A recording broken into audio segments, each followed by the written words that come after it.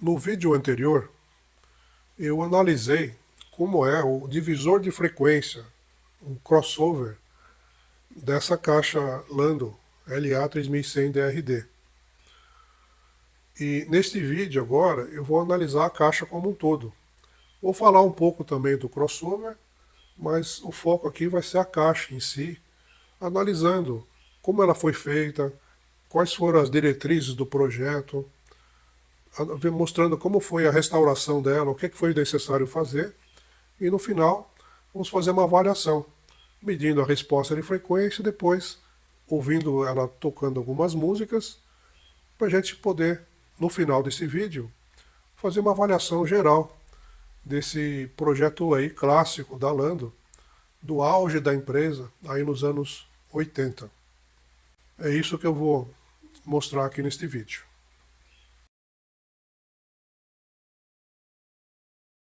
Eu já falei sobre a Lando em vídeos anteriores, mas só para fazer aqui um pequeno resumo, a Lando foi fundada em São Paulo em 1977, segundo consta no site deles, por dois engenheiros de origem alemã. Na época que a engenharia da Alemanha estava assim no auge. E não é à toa, porque realmente a engenharia deles era notável. Provavelmente eles imigraram para o Brasil e quiseram construir aqui caixas de som tão boas quanto a que existiam na Europa e Estados Unidos. Lembrando que nos anos 80 era praticamente proibido você importar qualquer coisa aqui, principalmente a itens de consumo, como por exemplo caixas de som, equipamentos de som. Nem pensar em importar, por exemplo, comidas, roupas, perfumes, isso não era possível, a não ser por meios alternativos, meios genéricos, vamos dizer assim.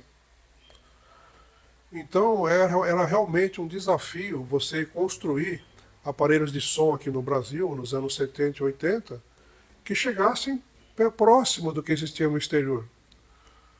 Inclusive, dos comentários mais comuns aqui quando eu falo isso, aqui no canal, é pessoas dizendo, a Gradiente não era tudo isso não.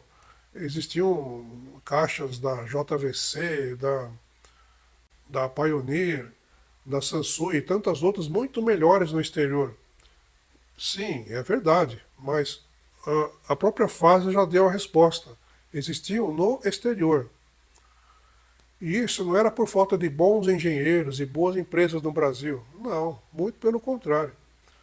O Brasil, nos anos 60 e 70, tinha excelentes escolas de engenharia.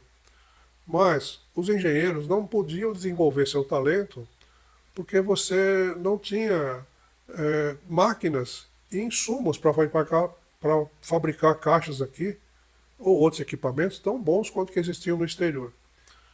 Só para me ater no caso dos alto-falantes, as melhores caixas que existiam no exterior eram feitas com a bobina usando um fio especial que, além do material ser melhor do que tinha aqui, usava fios de secção quadrada, que é muito mais difícil de você trabalhar do que os fios redondos que a gente usava no Brasil.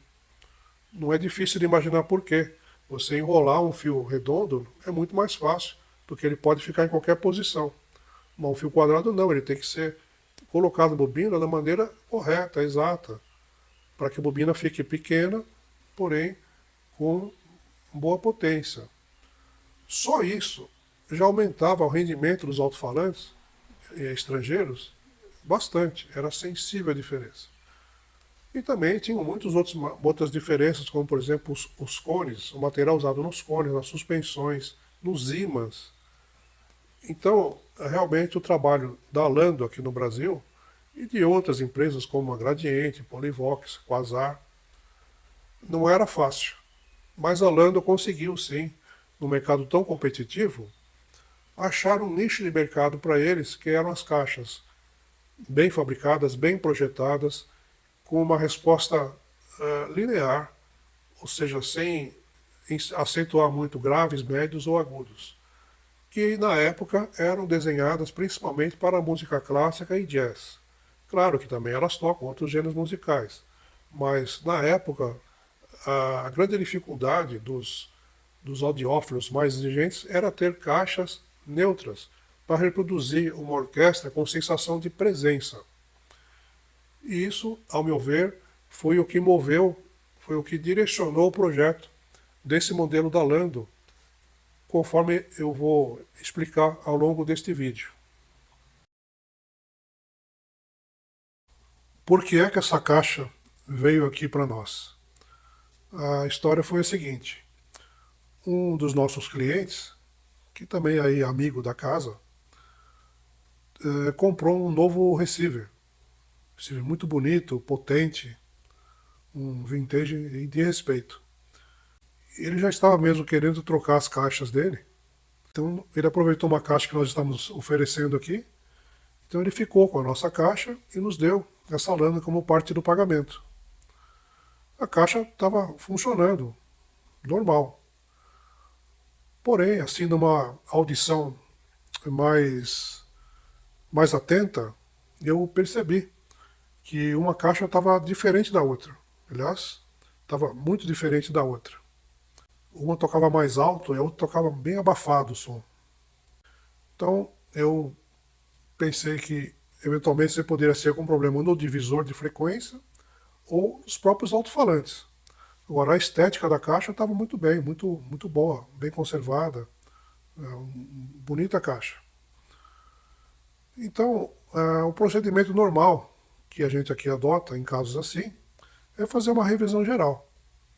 Então, a caixa é toda desmontada para a gente poder verificar item por item. O divisor de frequência foi a primeira coisa que eu verifiquei.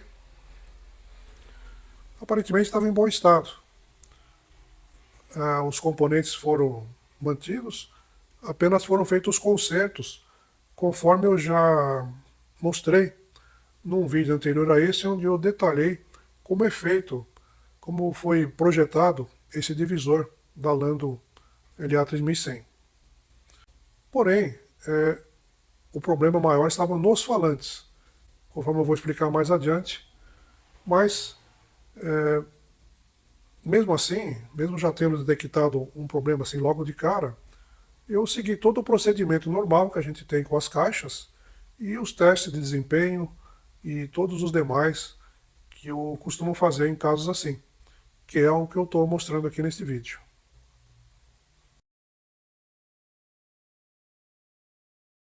Essas são as caixas que nós estamos falando. Aqui está a etiqueta de identificação delas. No caso aqui elas já estão prontas, mas é só para mostrar como elas foram construídas, que tipo de material que elas têm. Aqui na parte de trás, ela tem dois recursos interessantes aqui. Olha. Tem dois furos para o caso você precisar colocá-las na parede. Então você coloca um parafuso aqui, outro parafuso ali e coloca a caixa na parede.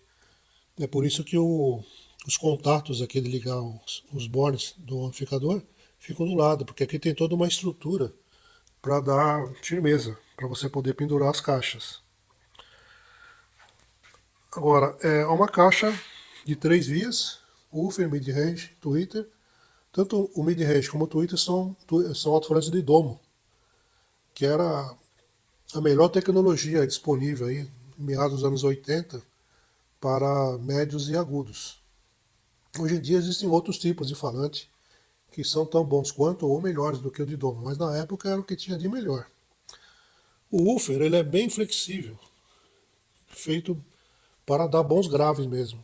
A frequência de ressonância dele é 35 Hz, que é bastante baixa para uma caixa desse tamanho. Demonstra até assim uma certa ousadia da Lando de usar uma frequência de ressonância tão baixa assim para uma caixa pequena como essa. Aqui estão os LEDs de alarme de overload para avisar quando você está atingindo a potência máxima das caixas, conforme eu vou mostrar depois na análise do divisor de frequência. Eu vou colocar a tela para mostrar como ela se encaixa. Então, com a tela ela fica assim. Então tem o logotipo da Lando aqui. E o resto é um tecido ortofônico normal. Um design bem sóbrio, de bom gosto. ela tem esses reforços nos cantos aqui, que é muito bem-vindo. Então os cantos são arredondados e com uma madeira mais dura aqui, que é geralmente onde bate e ficam aquelas marcas. Tanto assim que essa caixa tem 40 anos e está aqui perfeita. O acabamento dela está muito bom, muito bem conservado. Eu nem vou mexer na parte de marcenaria, vou simplesmente passar aqui um lustramóveis, fazer uma limpeza e vai ser isso.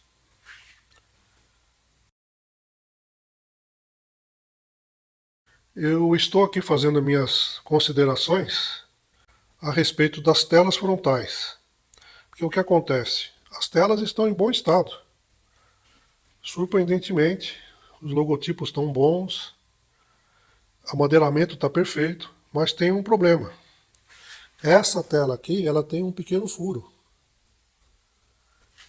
Então eu estou aqui cogitando do que fazer. Se eu troco o tecido ortofônico e tiro a originalidade da caixa, ou se eu mantenho como está e faço aqui um pequeno remendo aqui com um tecido parecido colado por trás. Ou se eu troco a tela de uma vez. Mas tem alguns problemas aqui. A tela é feita assim, olha.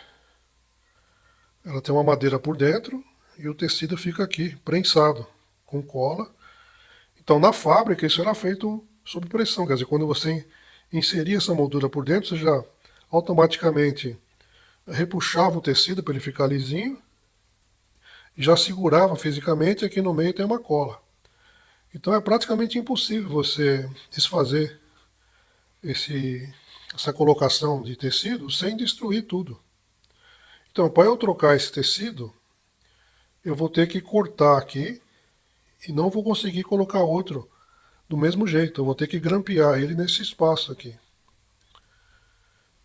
Até seria uma boa medida, porque esse tecido aqui, ele é bem escuro, ele não deixa você ver direito os LEDs de alerta. Eu até tenho outro tecido aqui, que seria mais indicado. Ó, esse tecido aqui é o mesmo que eu forrei as caixas Lando LX190, que são essas aqui. Então seria esse tecido. Então a vantagem desse tecido é que ele é meio transparente. E é um tecido que eu não preciso colocar com muita pressão, e eu poderia grampeá-lo tranquilamente aqui, nesse espaço que sobra aqui. Então os grampos ficariam aparecendo aqui. Mas eu estou em dúvida. O que é melhor fazer? Mantenha o original, faça aqui um pequeno remendo, até porque poucas pessoas notam esse detalhe aqui. Então eu manteria a originalidade da caixa, mesmo com esse pequeno defeito, ou se eu já parto logo para refazer tudo. Até gostaria de saber a sua opinião. O que você acha melhor? Mantenha a tela original, mesmo com esse pequeno detalhe, ou já troca logo o tecido e coloca um tecido novo, que inclusive é mais compatível aqui com os LEDs, porque ele deixa transparecer ali os LEDs bem. Então, deixa aí nos comentários qual que é a sua opinião, para eu entender melhor o pensamento aí das pessoas. Eu já mostrei o esquema no vídeo anterior, feito especificamente para esse divisor dessa caixa. Eu vou deixar na descrição do vídeo o link para você ver o vídeo anterior, onde eu analiso esse divisor aqui em detalhes. E também vou deixar o link para você baixar esse esquema aqui no formato PDF. Então, como eu já analisei esse divisor anteriormente com todos os detalhes, eu vou aqui só fazer um pequeno resumo. Então, olhando esse esquema assim à primeira vista, eu sei que parece complexo. Mas parte da complexidade é por causa desses LEDs que tem no painel frontal com alertas. Tem um LED aqui vermelho, que é chamado alert, que seria alerta, e outro chamado overload, que seria sobrecarga. Alerta ele começa a acender quando a potência atinge 29 watts RMS. E o de overload ele acende quando a caixa atinge 42 watts RMS. Isso é quando o LED começa a acender. Mas a caixa suporta bem mais que isso. A Lando especifica 70 watts RMS.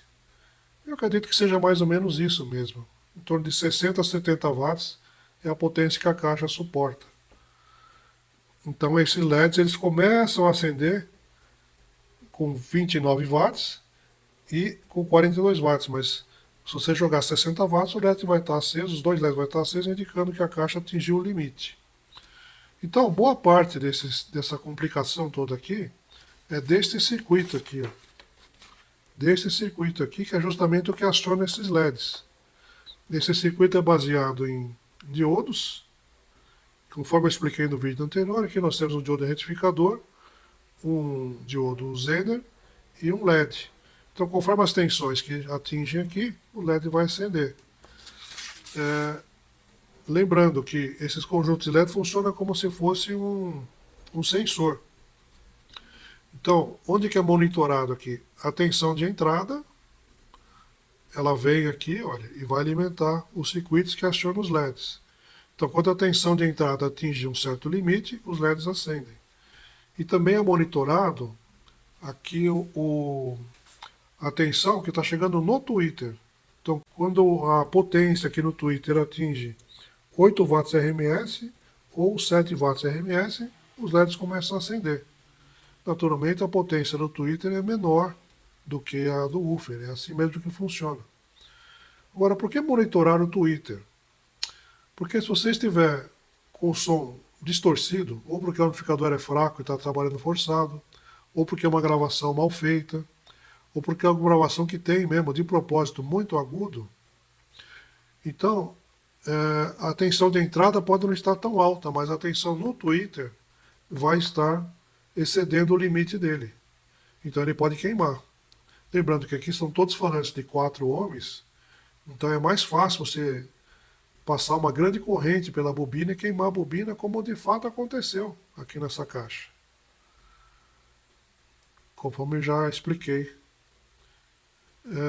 Então, a gente precisa dividir esse esquema em duas partes. Então, essa parte aqui é referente aos LEDs. E essa parte de cima é referente ao divisor propriamente dito. Como é que funciona? A tensão de entrada vem por aqui. Aqui você tem a bobina que filtra os agudos, os médios e agudos, evitando que ele chegue no woofer. E aqui tem um capacitor que desvia alguma coisa de agudos que chegou aqui, ele desvia para o terra. No Twitter é a mesma coisa. Temos aqui dois capacitores ligados em paralelo, que totalizam aqui 5,5 microfarads. Eles filtram os graves, quer dizer, eles só deixam passar aqui os agudos, que chegam para o Twitter. Algum agudo que porventura não foi barrado aqui no filtro, ele é desviado para o terra através da bobina L3. O mid-range é o mesmo esquema do Twitter, porém ele tem uma bobina a mais aqui, por quê? Você tem aqui um capacitor de 22 microfarads que filtra os médios, ele corta os graves e deixa passar os médios e agudos. Então essa bobina que tem aqui é justamente para tirar os agudos. Então os agudos vão ser reproduzidos pelo Twitter. Então, esse capacitor aqui filtra os médios e agudos. Esse aqui retira os agudos. Alguma coisa, então, que chega aqui entre médios e agudos é desviado para o terra por essa bobina. Então, como tem aqui um capacitor e uma bobina em série, a gente diz que esse aqui é um filtro passa-banda. Ele vai passar, vai cortar determinada frequência, vai ter cortado acima de certa frequência. Fazendo aqui meus cálculos, eu acho que as frequências de transição aqui são de 500 Hz e 5.000 Hz aproximadamente, que a Lando não deu essa informação. Então, fazendo as contas aqui, eu cheguei mais ou menos nessa conclusão. Quer dizer que esse filtro passa-banda corta abaixo de 500 e acima de 5.000 Hz. E o Twitter vai cortar acima de 5.000 Hz. A parte de baixo aqui, então, é dos LEDs de alerta. Então, basicamente é esse o esquema dessa caixa. Novamente, se você quiser baixar esse esquema, o link está aí na descrição do vídeo. E se você quiser assistir um vídeo detalhado sobre esse divisor, também temos aí o vídeo anterior, que o link também está aí na descrição do vídeo.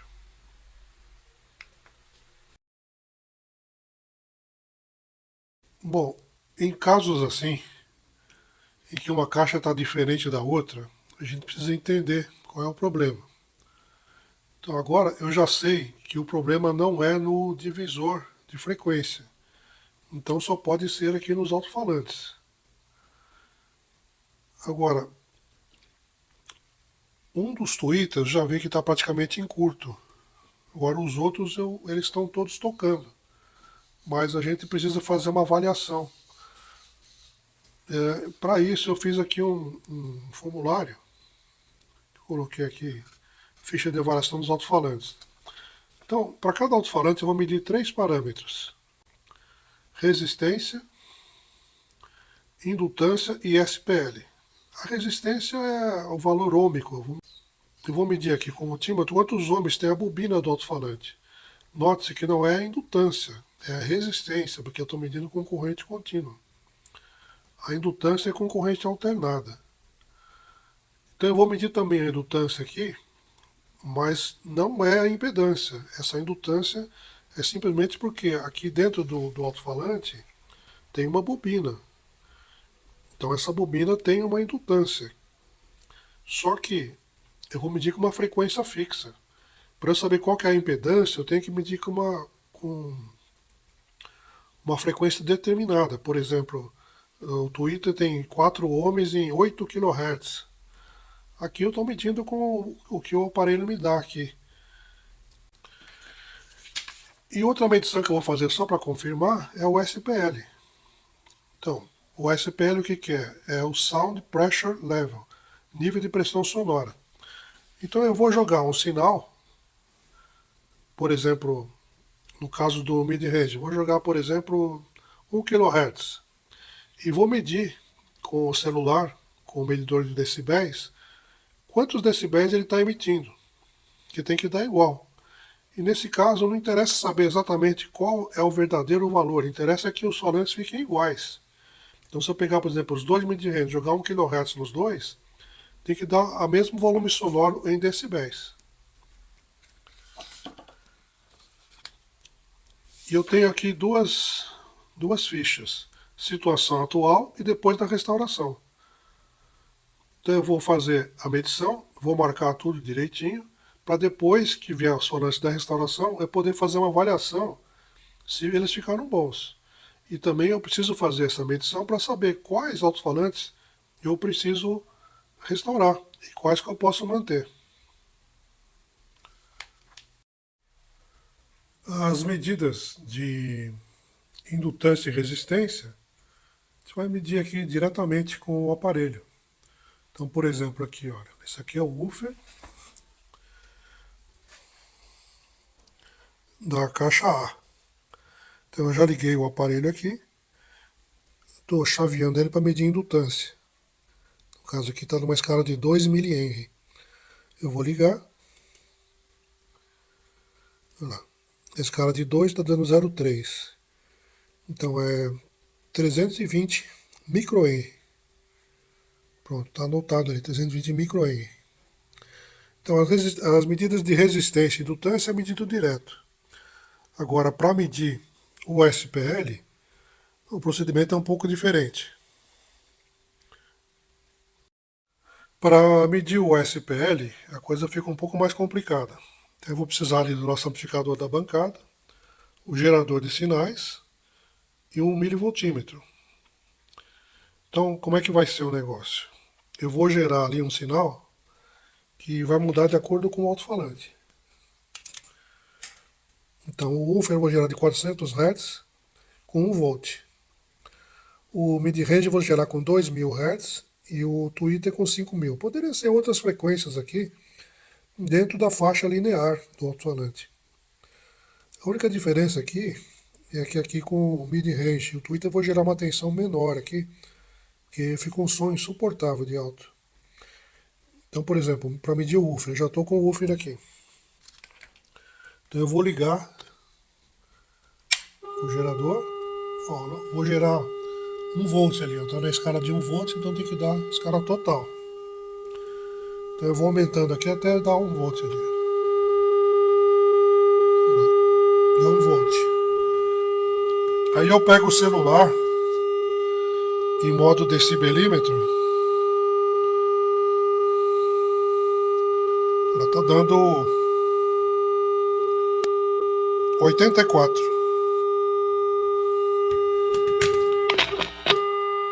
Então eu venho aqui e marco aqui 84. E vou fazendo assim com todos os outros falantes. Bom, eu já tenho aqui os resultados. Eu acabei mudando um pouquinho as frequências. Então eu mantive tudo com 1 volt. Mas no woofer eu media 400 Hz, no mid-range a 3000 e no tweeter a 8000 Hz. Então vamos ver aqui. Bem, o tweeter, na medida de SPL, o único que está funcionando deu 72 decibéis. O outro está em curto, então não deu para medir nada aqui. O mid-range, a resistência dos dois, uma está com 5 ohms, outro com 5,1. Até aí está tudo certo. Aqui no SPL também, olha. O da caixa A está com 85 decibéis, da caixa B com 84. A diferença é de apenas 1 decibel. Porém, na indutância, o da caixa A deu 34 microhenries, enquanto que o da caixa B deu 86 microhenries. Então, como a resistência está igual, eu posso deduzir que provavelmente a bobina está travada no lugar ou ela está fora do lugar. Por isso é que ela está dando uma medida diferente. Seja lá como for, o mid-range vai ter que ser consertado também, junto com o tweeter. Agora, o woofer está em dúvida, pelo seguinte, olha, a resistência da bobina da caixa A deu 3,6, da caixa B deu 3,7. Até aí está tudo bem. Está dentro da precisão do aparelho. A indutância, ó, na caixa A deu 320 microhenry, na caixa B deu 360. Então aqui já está uma diferença razoável, mas ainda dentro da tolerância. O SPL é a mesma coisa, olha. Da caixa A deu 84, da caixa B deu 85. 1 decibel de diferença a gente dificilmente percebe auditivamente. Então o woofer ele está sob suspeita. Eu não tenho certeza se eles estão bons realmente ou se vão precisar ser refeitos. Então eu vou deixar o woofer, eu vou montar a caixa com eles mesmo, vou avaliar o resultado. Agora, o mid-range e o tweeter, das duas caixas, esses precisam ser consertados para dar um resultado igual. Porque nossos ouvidos são muito mais sensíveis aos médios e agudos do que aos médios baixos e aos graves. Então é muito mais importante que o mid-range e o tweeter estejam em ordem. O woofer, essa diferença aqui de 1 decibel, praticamente a gente não ouve, mas vamos ver, depois de montada a caixa, eu vou avaliar melhor. Os alto-falantes já vieram do colega que faz esse serviço para nós. Então, o que foi feito aqui? Bem, os woofers, eu já tinha aprovado eles aqui no teste, ele também testou lá e achou que estava bom. A única coisa que foi feita aqui foram retirados os tampões para fazer uma limpeza entre a bobina e o conjunto magnético, entre o ímã. Que ele estava fazendo barulho quando eu chegava no fim do curso. Quer dizer, tinha alguma sujeira ali. Então, já que aproveitou para mexer aqui, trocou o tampão, até porque tinha um que estava rasgado. E então o woofer basicamente ficou igual. Agora, os dois mid-ranges, como eles estavam com uma pequena diferença aqui, ó, na indutância, um estava com 34 com 86. Mas a resistência ômica estava igual. E a medida do SPL estava dentro de 1 dB, mas esse teste que a gente faz não é assim tão preciso. Então o que ele fez nos mid-ranges?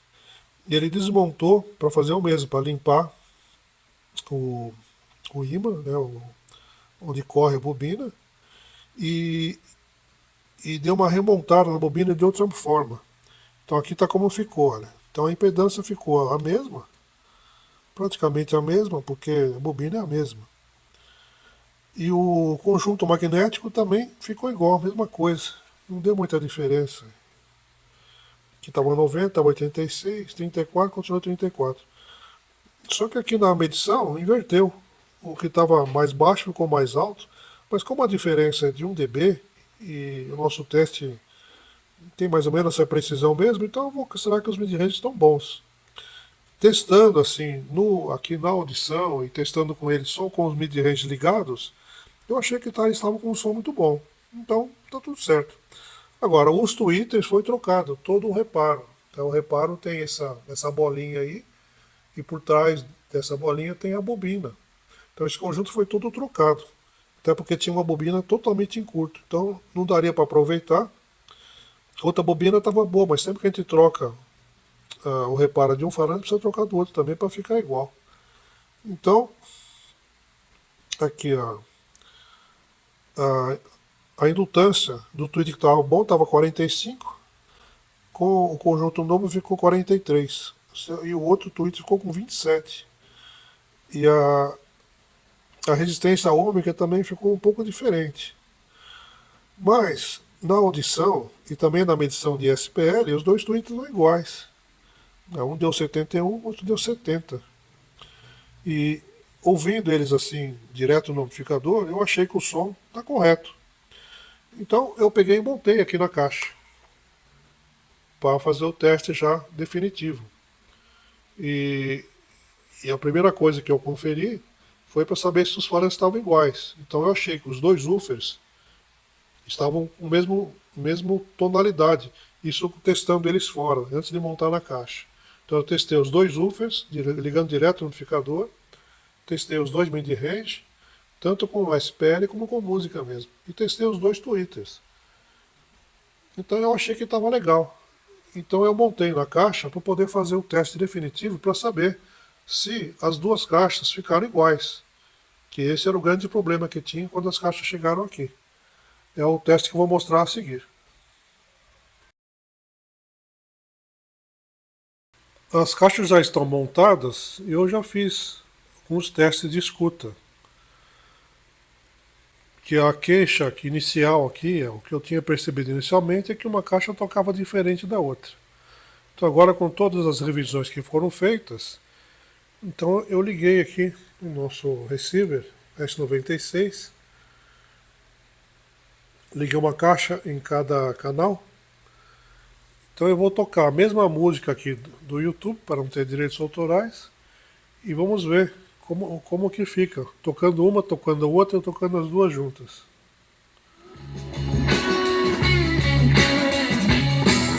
Aqui estão as duas caixas.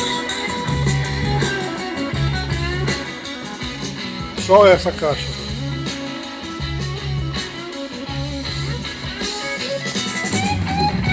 As duas.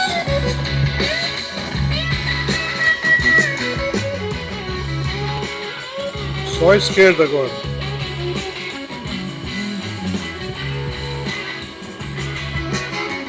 As duas.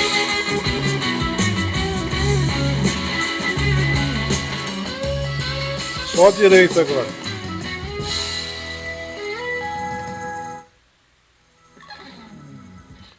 Bom, na audição, está me parecendo muito boas. As duas estão com um som bom e o som, aparentemente, assim, para meus ouvidos, está igual.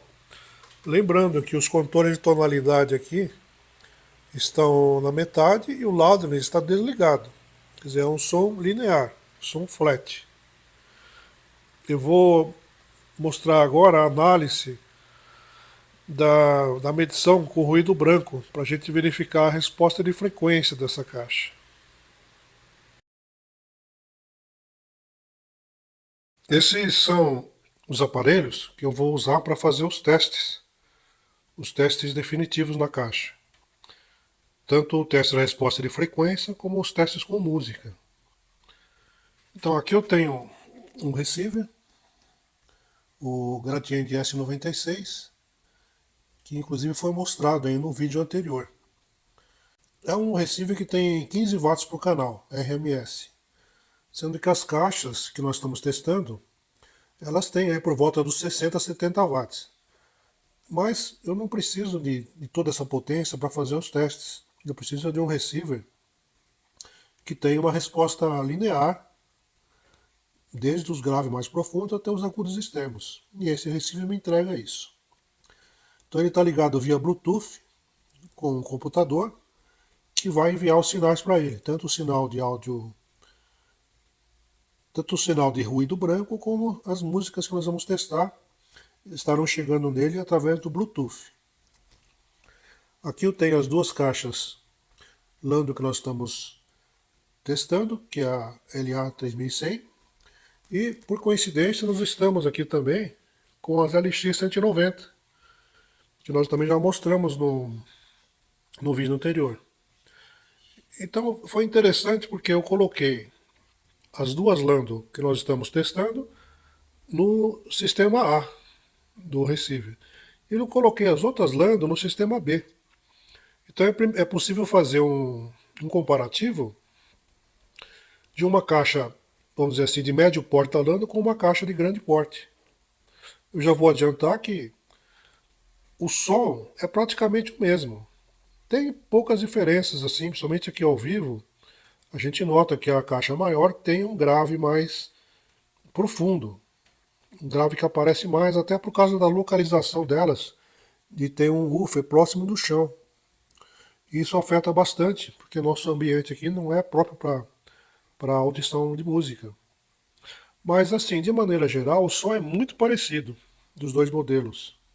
Agora, a diferença é que a caixa maior ela tem 150 watts RMS e a caixa menor tem por volta de 60 a 70 watts, ou seja, com a caixa grande eu posso sonorizar um ambiente maior e com a caixa pequena é mais assim para você ter mais ou menos dessa distância que eu estou aqui, ou seja, cerca de 1,5 m a 2 metros de distância das caixas. Essa é a diferença. Mas durante os testes com música, eu vou alternar algumas vezes entre a caixa pequena e a caixa grande, para fazer uma comparação direta. Eu acredito que seja aí um teste inédito, eu nunca vi um teste parecido aí no YouTube. Então eu vou mostrar agora primeiro o teste com ruído branco, que vai nos dizer como é a resposta de frequência dessa caixa. Se você quiser saber da caixa grande, você vai no vídeo dela, que é a LX190, que nós temos aqui no canal, e que eu vou deixar o link aqui embaixo para quem quiser ver o teste específico da LX190. Então eu vou mostrar agora primeiro o teste de resposta de frequência das caixas LA3100. Na sequência, eu vou ter o teste dela com música. Naturalmente, eu vou pegar a música do YouTube para não incidir em direitos autorais.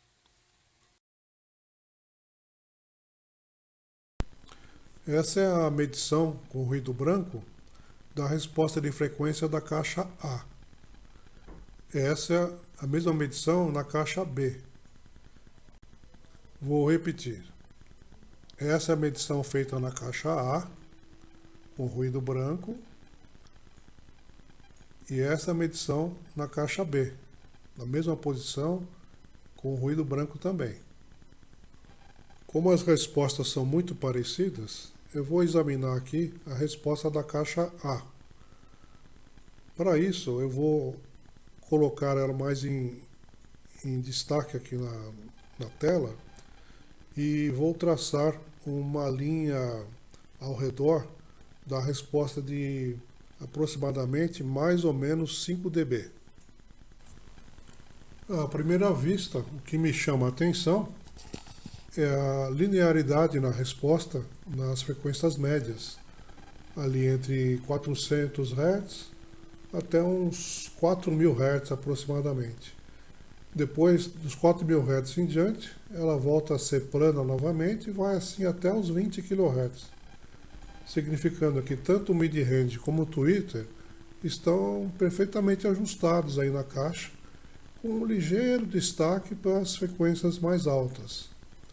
Outra coisa que me chama a atenção é que ela tem bastante energia nos sons graves, aí abaixo dos 300, 400 Hz, ele tem uma pequena subida e depois ele vai caindo de maneira linear até a frequência mais baixa que ela representa, que está ao redor aí dos 40 Hz, que é muito bom para uma caixa pequena como essa. Essa é a resposta que se espera mesmo de uma caixa Lando, com tweeter e mid-range de domo, e com um sistema de suspensão acústica e com divisor de frequência de 12 decibéis por oitava. Então é uma caixa que não tem muita coloração, ela vai reproduzir os sons que forem mandados para ela. Porém, para quem gosta de agudos estridentes e médios que gritam, essa caixa não vai servir. Ela tem um som puxando mais para o som aconchegante, devido a essa quantidade grande de energia que é dissipada no formato de sons graves. Então, eu diria que essa caixa é indicada sim para você escutar um MPB, um pop, uma música orquestral, ou então uma música de câmera com instrumentos acústicos de pequeno porte. Ela não vai servir para funk, para músicas que, por exemplo, música para dançar, não é indicada para esse tipo de música.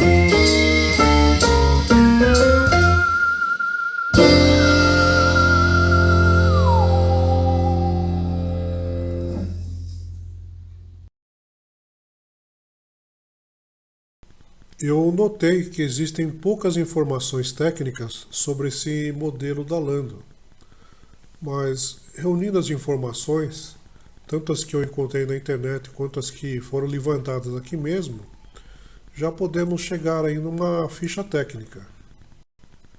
A potência indicada pela Lando é de 70 watts RMS. Só que aí eu tenho que fazer uma consideração. Realmente o conjunto magnético do woofer, eu acho que suporta essa potência sim. Mas, como a suspensão do woofer é bem macia, se você jogar toda essa potência com muitos graves, o woofer vai bater no fim do curso dele e vai começar a distorcer. Isso vai acontecer numa potência bem inferior a essa. Então eu acredito que essa potência seja para uma, uma equalização flat, plana. A impedância indicada pelo fabricante é de 8 ohms, e eu acho que é isso mesmo. A resposta de frequência indicada pelo fabricante começa em 22 Hz, mas eu medi aqui 40 Hz, mas como a minha instrumentação não é assim tão precisa, é possível que a caixa, quando nova, respondesse sim a partir dos 22 Hz. O restante tem aí as dimensões, o volume interno da caixa é de 27 litros, ou seja, é uma caixa pequena, mas não é bookshelf. Até porque elas são pesadas, nada mais nada menos que 9,7 quilos cada caixa. Então seria mais ou menos 20 quilos o par. A frequência de ressonância, segundo eu fiz minhas medições aqui, é de 35 Hz, frequência do woofer, claro. O que está coerente com a resposta que nós medimos nela a partir de 40 Hz. Eu também notei que existem poucas fotos dessas caixas eh, disponíveis na internet. Então vai aqui minha colaboração. Essa é a vista frontal, sem as telas. Nessa próxima slide está com a tela só na caixa do lado direito para mostrar como fica. Essa é uma vista da parte superior das caixas com a tela. A parte traseira,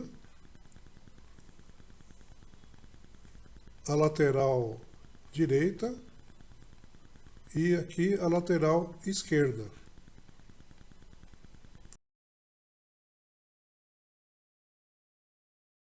Quando a gente analisa um par de caixas acústicas como esse, a grande pergunta que fica no ar é: bom, afinal de contas, essas caixas são boas? E essa é uma resposta difícil de se dar, porque não existe uma única resposta.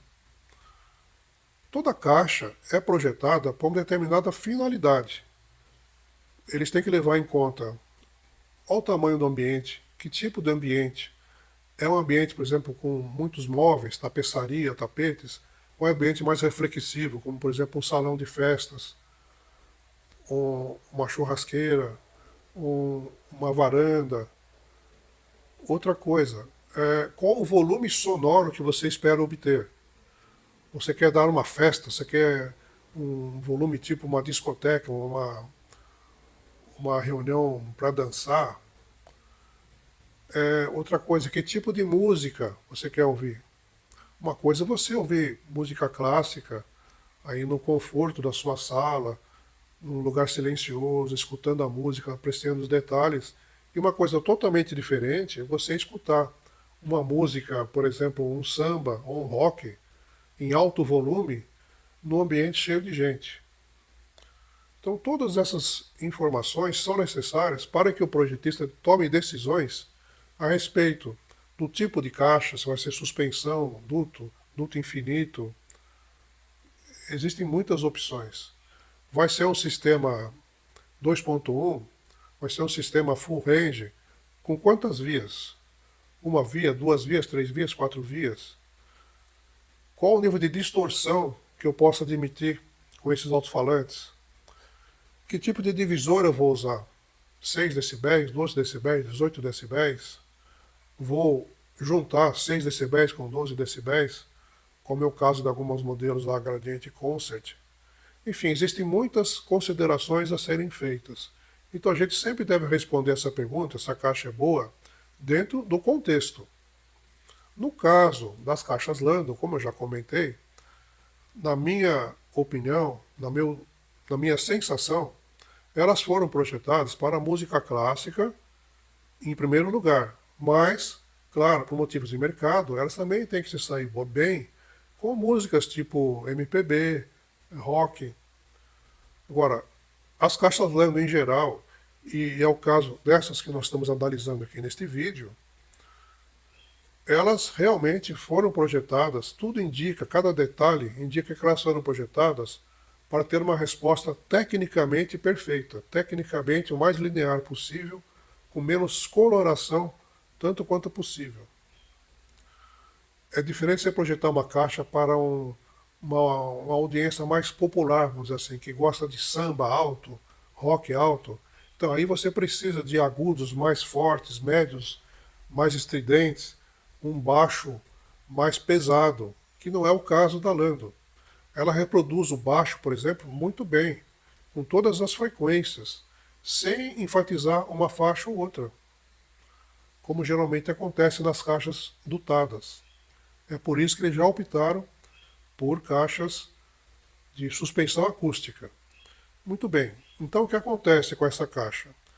Ela tem tudo o que é necessário para tocar baixo, porque o rendimento dela não é alto, porque ela é uma caixa de suspensão acústica que por si já fala mais baixo do que uma caixa dutada, porque todo o som que sai na parte de trás do alto-falante é represado ali. A caixa é selada justamente para não deixar escapar esse som.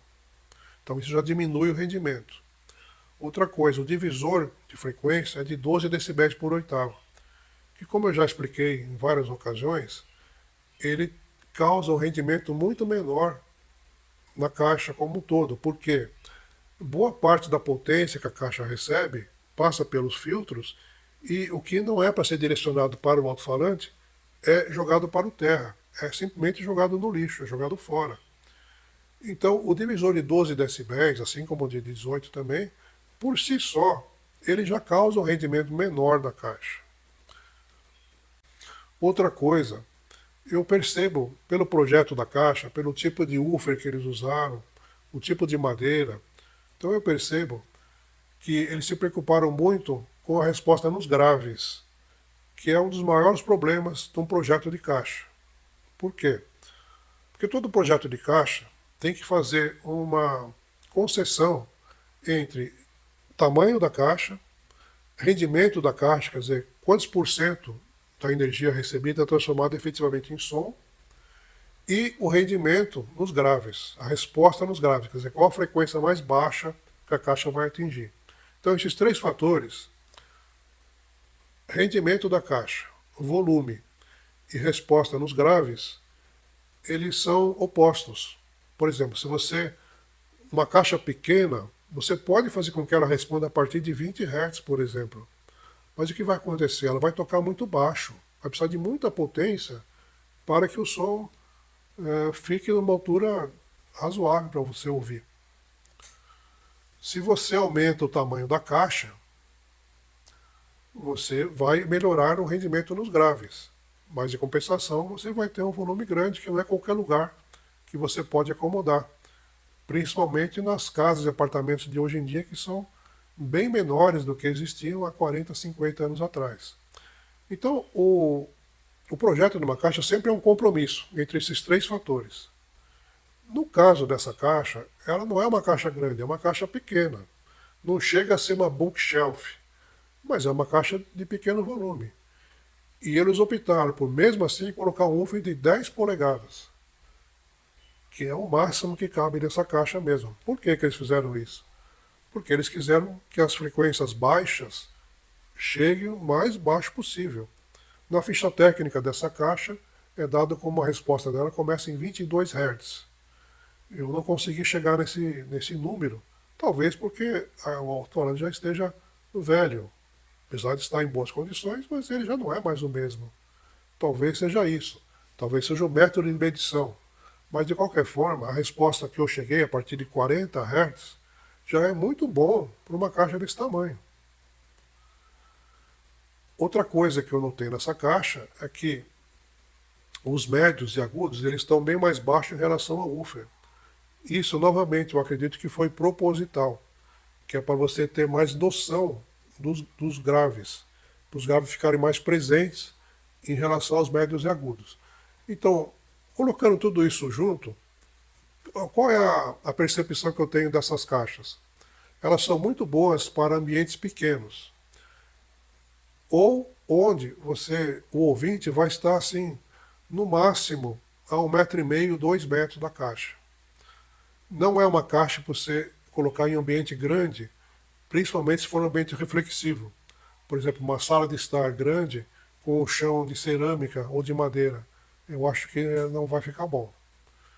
E outra coisa, eu acho que ela precisa ficar com os médios e agudos na altura dos ouvidos. Esse seria o ideal. Porque eu percebi que esses falantes, e nessa montagem que foi feita, ela é bastante direcional. Então o ideal é que você fique o mais em linha reta possível com os médios e agudos. Então eu acho que seria uma boa caixa, por exemplo, para você ter como um monitor. Vamos dizer, uma pessoa que edita vídeos, então, ou edita áudio, faz edição de áudio. Então é uma caixa boa para você ter assim ao lado do computador, para servir como um monitor. Porque ela responde muito bem, tanto nos graves, no médio, como nos agudos, e tem um som equilibrado. Então quando você está fazendo uma mixagem de áudio, é bom você ter caixas assim. Então esse é um dos usos que eu vejo. Um outro uso é para você, por exemplo, você tem um ambiente de audição na sua casa. Então você quer ter um som gostoso. Então você tem um ambiente aconchegante para isso, você deve ter uma poltrona aí preferida. Então você pode colocar as caixas bem ao lado, a uma distância próxima, assim, vamos dizer, de 1,5 m, 2 metros, para você pegar o som direto da caixa. Vai ficar muito bom. Eu fiz o teste aqui e gostei bastante do resultado. Então eu acho que é isso. É uma caixa de pequeno volume, mas não uma bookshelf. Tem um som linear, um som equilibrado. Não é para quem gosta de som estridente, ela não serve para isso. Eu recomendaria para música tipo clássica, tipo jazz, mas ela toca muito bem também pop, música pop. Eu não gostei muito do som dela com rock pesado. Eu acho que aí seria melhor outro tipo de caixa, mas ela toca muito bem, o som é muito agradável. E uma coisa que eu notei também com essas caixas é que a distorção é baixa. Isso significa que você pode ouvir essa caixa durante horas sem estressar seus ouvidos. Em resumo, então, é um bom produto, sim, muito bom, excelente, com um preço razoável, não é das mais caras, também não é das mais baratas. E que se você tiver um receiver compatível, um bom receiver antigo, o vintage, mesmo que seja um Gradiente, um Polivox, mas com um som bom, eu acho que você vai gostar sim, dentro de todas essas especificações que eu passei por aqui.